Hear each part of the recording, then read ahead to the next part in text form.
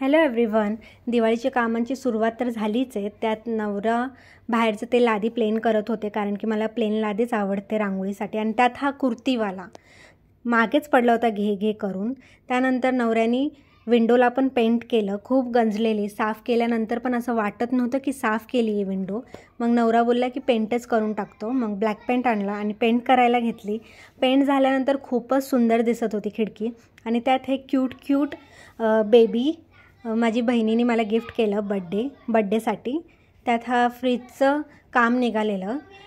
एवढं मोठं काम होतं नाही जेवढं आम्हाला वाटत होतं. ते ॲक्च्युली आम्ही डिफ्रोस्ट केलेलं. सो ते डिफ्रोस्ट केल्याने बर्फ खाली पडला आणि त्यासोबतच छोटीशी वायर असते फ्रीजरची, तीसुद्धा निघाली. तर थोडंसं सिरियस वाटत होतं आम्हाला, बट नव्हतं. आणि इथे मी हसत दिसत असेल तुम्हाला ते ह्यासाठी, कारण की आम्ही भरपूर फ्लेक्स करायचो की 5 वर्ष झाले फ्रीजला काहीच झालं नाही, असं तसं. आणि शेवटी ते बोलतात ना, आपलीच नजर आपल्या वस्तूंना लागून जाते, आणि तेच झालं.